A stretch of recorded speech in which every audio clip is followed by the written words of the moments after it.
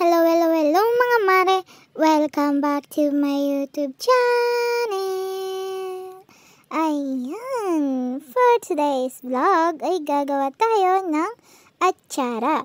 Meron ako ditong dalawang malalaking papaya. At ayan, ginadgad ko po yan ng ganyan lang kaliliit.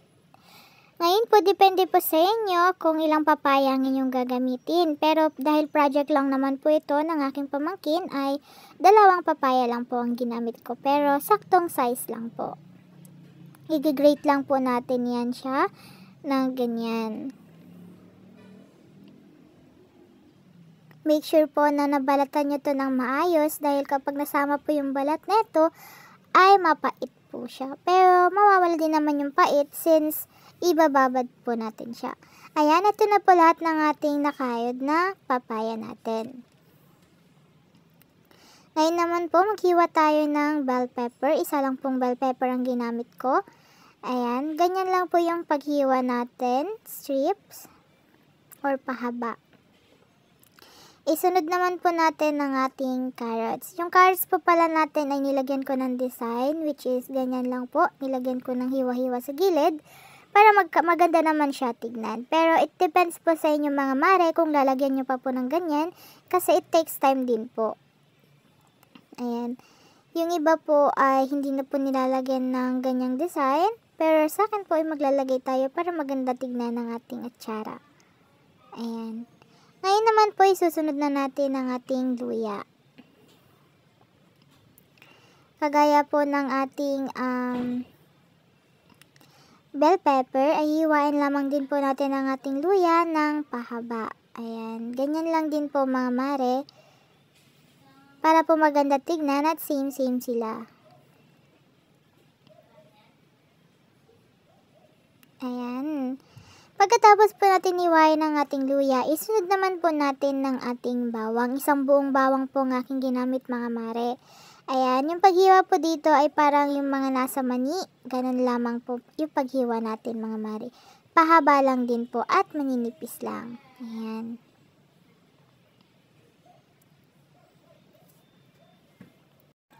Ayan, itong paggawa po natin mga mare ng atsara ay project lamang po ng aking pamangkin.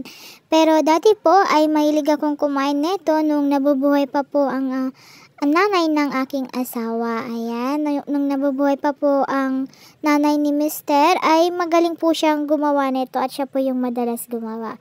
Pagkatapos po natin iwain yung mga ingredients natin mga mare ay balik tayo dito sa papaya. Pigayin lamang po natin ito ng maayos para mawala po yung dagta nito. Ayan. Para po mawala yung pait ng papaya natin. Kailangan po pigang-piga mga mare.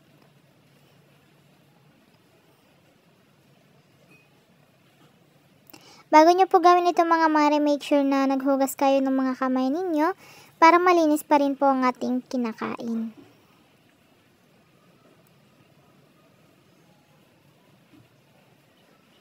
Masarap po sa atsara mga mare ay yung matagal binababad. Yung tumatagal siya ng mga 1 week, ayan, na ibabad. Pero dito po sa bahay, hindi po yan tumatagal ng 1 week mga mare. Dahil kahit 2 days pa lang ay kinakain na po yan. Pero masarap pa rin naman po. Pero mas masarap nga lang po kapag 1 week na nababad sa ating lagayan. Ayan.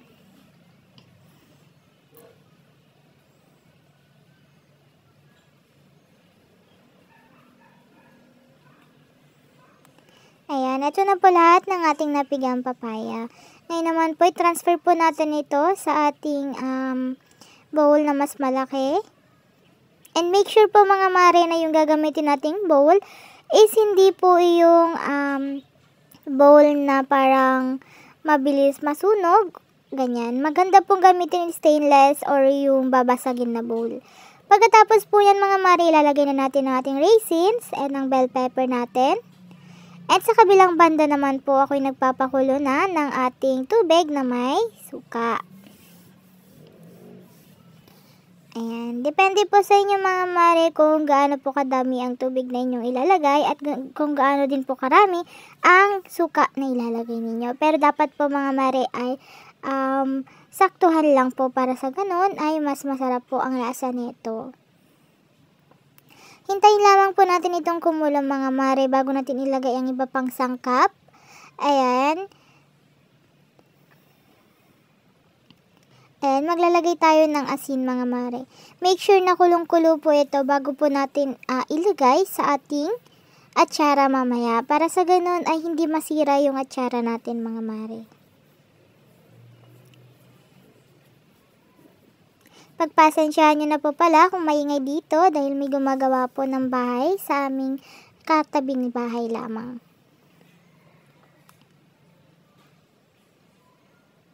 Ayan, halo-haloin natin mga mare para sa ganun is mag-well combined yung mga nilagay natin na ingredients kagaya ng asin at ng suka. Ayan, sa puntong ito mga mare, ilalagay na natin ang ating brown sugar.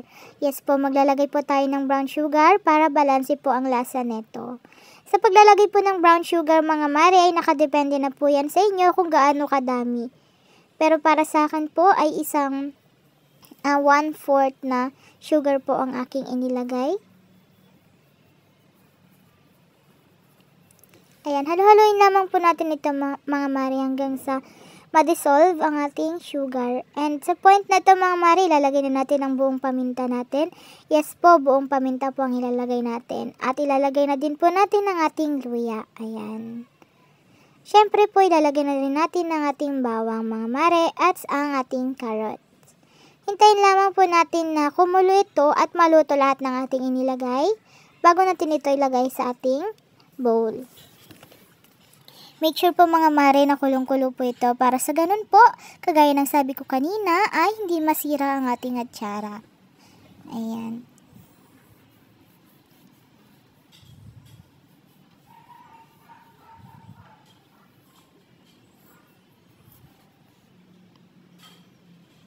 Ayan, hindi ko na po na-videoan mga mare. Pero, ayan po mga mare, sa point na ito, itatransfer na po natin ang pinakuluan natin na mga wet ingredients kanina. At ayan, ilalagay po natin siya sa bowl kung saan nandun yung ating papaya.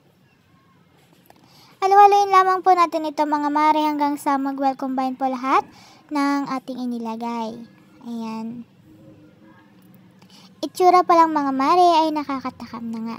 Sa pag-i-store naman po ng ating atsara mga mare, pwede po kayo gumamit ng babasagin yung mga nabibili sa Shopee. Ayan, pwede nyo pong gamitin yun yung mga pwede ng pang-seal, may pang-seal na mga mare. Mas maganda po yun para sa ganun is saradong-sarado at hindi masira ang ating atsara. Ito na po pala ang ating finished product mga mare, pwede nyo pong gayahin sa inyong mga bahay. Ayan, tapos na naman tayo sa isang cooking video. Kaya naman maraming salamat sa inyong lahat. Maraming salamat sa panonood at suporta sa inyo. Maraming salamat. Hanggang sa muli. Bye!